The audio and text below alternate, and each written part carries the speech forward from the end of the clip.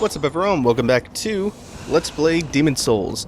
So the solution that I came up with to fix my garbled footage issue is to insert the backtracking that I just did just now getting back here over what the garbled footage was, and then I can just skip ahead of here. So if I've done everything correctly, you should have already seen everything that came before this area, and killing two birds with one stone, I'll have also skipped over the backtracking I just did to get here. So, where we picked up in the last episode, or where we dropped off in the last episode, I should say, is that, oh my god, the one boulder trap that I fall for. I always forget that boulder trap is there. It's kind of like the Latrium Pitfall. Always forget the Latrium Pitfall. So, what you should have just seen in the last episode at the end was me rescuing Bior from 1-2. Required a little bit of backtracking. If I'm doing my job, well, then, yeah. None of the backtracking has been shown, and everything in the level has been shown off as I intended. So, aside from a minor hiccup, everything's going pretty well so far through 1-3. Also, I don't think I pointed this out yet, but since we are in yet another level of the Boletarian Palace, you know what that means. We get to rescue Ostrava again. Do you remember what happened the last time I tried to rescue Ostrava? He kind of inadvertently caused my death. Because if you remember, if you attack NPCs in this game, they become hostile to you. And Ostrava sort of cock-blocked me when I got invaded by a phantom. To be fair, I am passing the blame on to Ostrava for something that was mostly my fault. I could have just as easily moved away from Ostrava. But, I'm like a nurturing mother eagle. I have to protect Ostrava, even though he was in no fucking danger. Regardless, I'll blame Ostrava till the day I die. Now we just have to deal with some more Kung Lao spearmen. I'm not exactly sure what their names are supposed to be, but Kung Lao spearmen, it's got a nice ring to it. I can't remember what I was calling them back in like the third episode when I first encountered them in the very first level of the Boletarian Palace.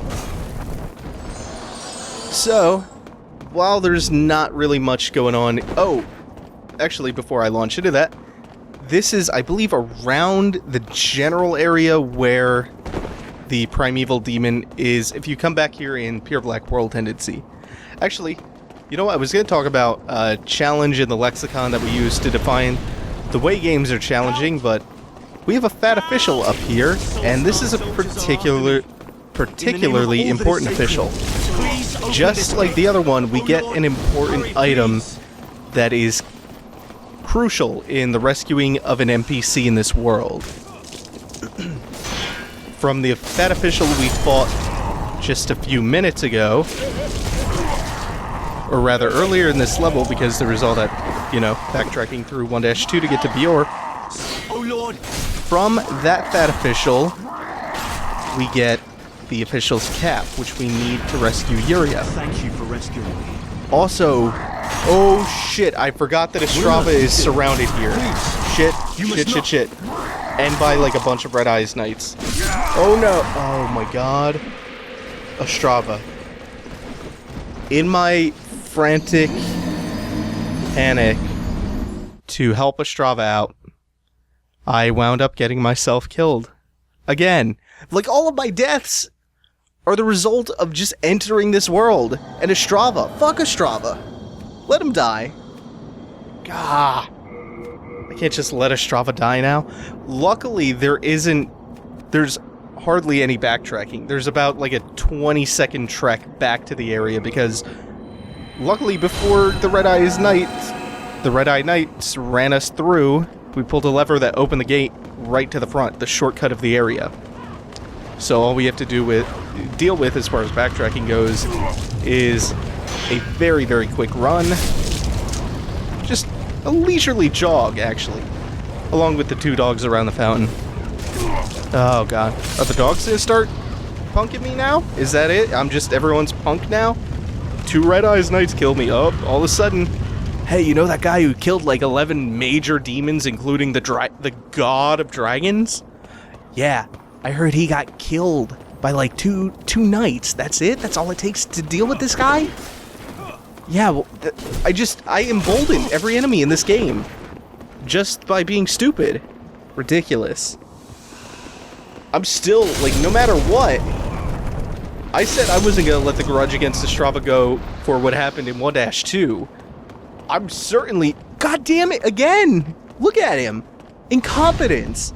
Ostrava has nothing going for him, except that he is the son of the king. He has social status. What does he have in street smarts? Nothing. A sheltered rich kid. At least he has been kind enough to me this time to back them into a corner where I can just conveniently backstab them. Wonderful. You saved my life. This is the third time I am truly indebted to you. This is all I have. But please accept it. Now, I must go. My father, the king... Thanks, Ostrava. You got me killed and then engineered a method for me to save you. And you what? That's not enough, Ostrava. Give me your armor. Give me your shoes. I said take off your fucking shoes, Ostrava. Oh, I hate Ostrava so goddamn much now. I would hate him less if he was as awesome as Bjorn. And there we go, I got the official's cap. Moving away from my irrational Ostrava hate because I need, I just need some kind of scapegoat after dying in such a pathetic manner. Really dumb.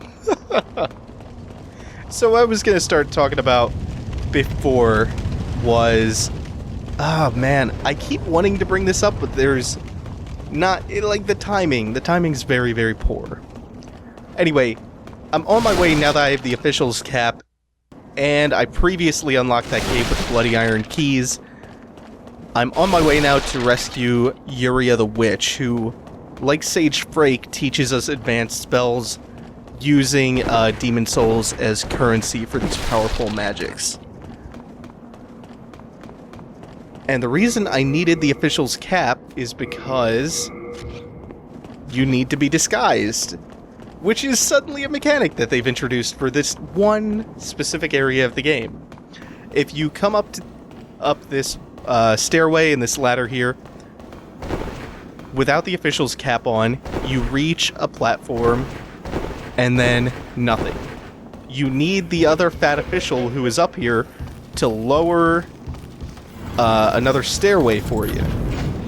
Just like so. Because even though you're dressed nothing like him, and you're not fat, you're not a demon, you're not wielding a big crest axe, the simple act of wearing a recognizable hat seems to be enough to trick him. Which kind of makes you wonder, how did these fat officials gain so much sway in the first place? They aren't exactly intelligent, they're the exact opposite. They're imbeciles. Like, at least that one is. He's the Gomer Pyle of fat officials. Heavens, you came to save me. Thank you. No, I'm fine. With a little rest, I can soon walk. You go on ahead. I do not wish to be a dead weight.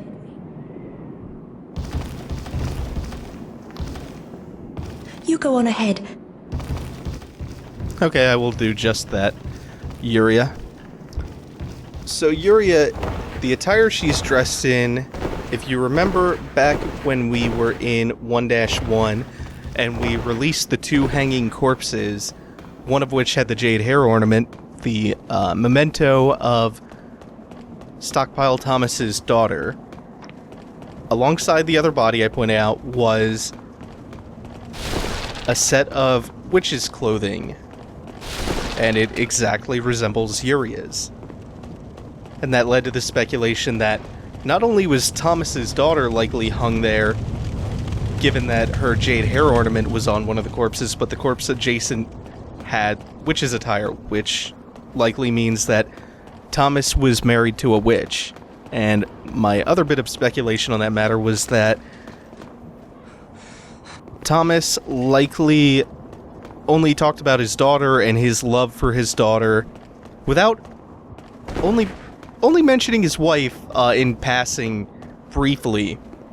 It led to my speculation that because she was a witch, he probably scorned her or felt some kind of contempt at the revelation that she might be involved with this more dark magic. But then again, upon further examination of that logic, Thomas doesn't seem to be too judgmental.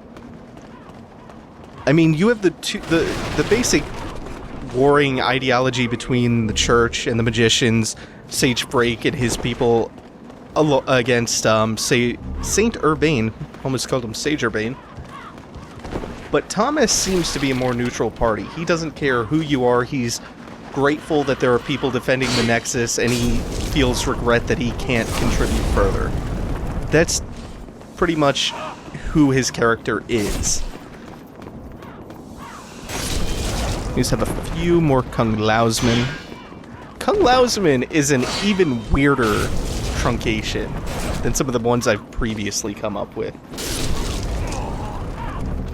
And I believe the next stairway is 3 Red-Eye Knights. I think the dragon only comes into effect in the next level. I'm hoping it's not the dragon in this one. It's been a while since I've done this one. There are no super important items. I believe we either just got or will get a Stone of Ephemeral Eyes. No particularly unique weapons or lore-breaking weapons coming up.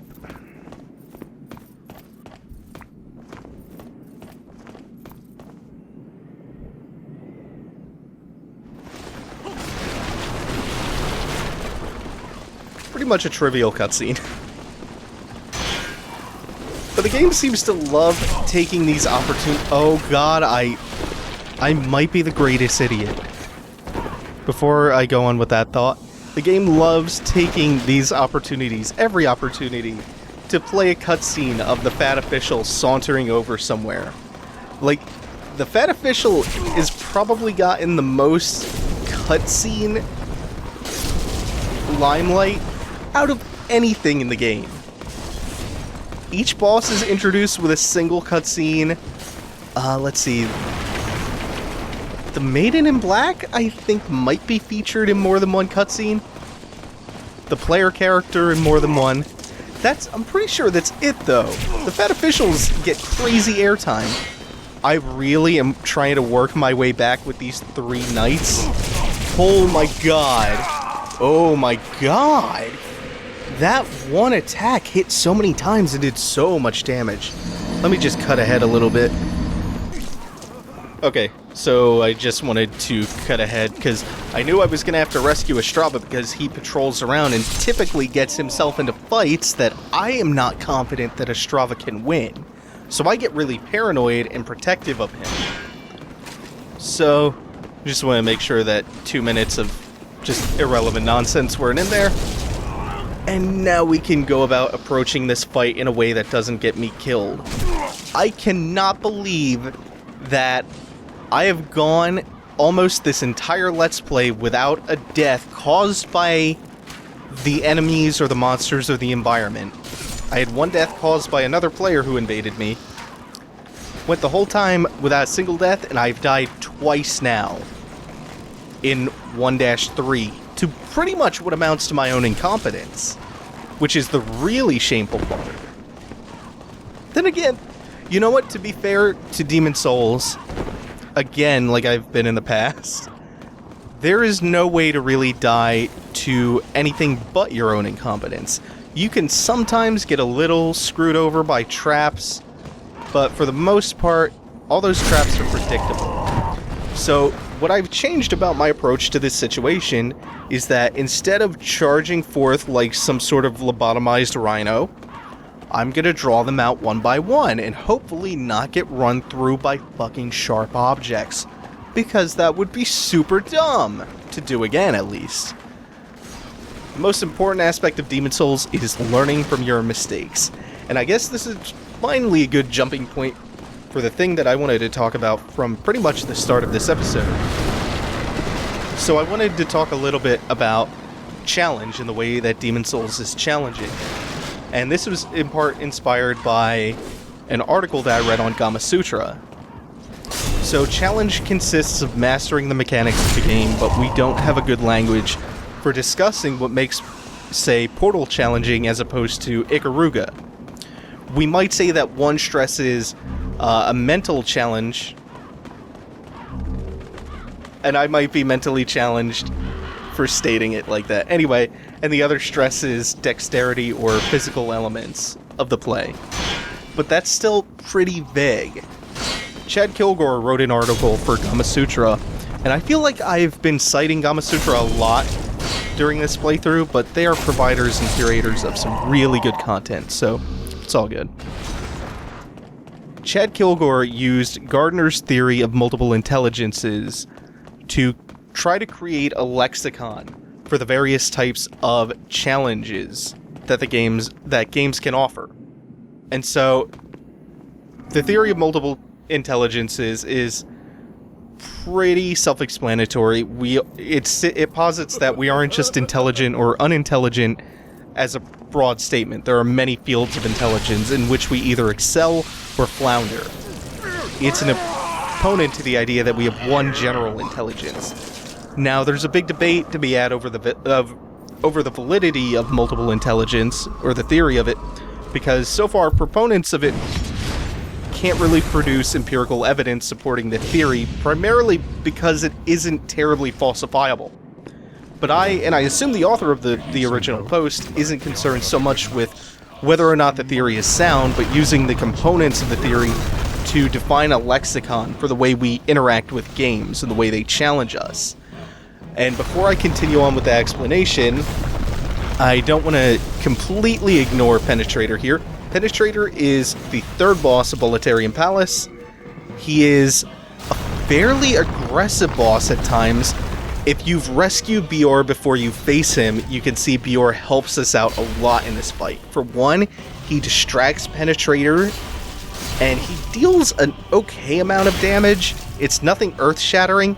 The most important thing to remember is that Bior is distracting him, and that is crazy important. Because if you have Penetrator breathing down your neck constantly, it's hard to really find openings. But if he's going after Bior nonstop, then he's a lot easier to deal with. So anyway, what I was saying about challenge and multiple intelligence, it's not the theory, the general idea of it, that I'm concerned with. It's more how it helps us build a lexicon for the way games challenge us. For instance, Portal might test your spatial reasoning and lateral thinking abilities, where Ikaruga tests your reflexes and hand-eye coordination. Portal might also test your logical and mathematical intelligence, where Ikaruga challenges your bodily kinesthetic intelligence. And I'm just going to talk to Bior real quick. Fine work back there. Then again, how could a demon ever stand up to a bona fide knight? Now you go on ahead. I must be getting older and need some rest.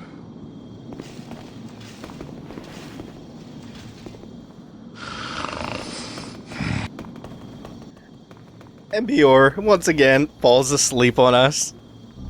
Hard battle with the Penetrator? After you've been tortured for a while in a cell?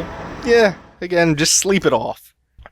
So, what I'm actually going to do here, because this isn't just me, my weird habit of wrapping up by saying time's up, because time's not normally up when I say that. It's just more of a segue thing. I do actually have to get some sleep tonight. I can't just record all night. So what I think I'm going to do is I'm going to leave it there, because that's actually a pretty good stopping point, laying out the general idea of what this is all about. And when I pick up with this next time I record, when I do 1-4, I'll get into more about the theory of multiple intelligences, the Chad Kilgore article, and how it broadens the lexicon of how we talk about games and how it relates to Demon Souls. So until then, thanks for watching, guys. Take it easy. Have a good one.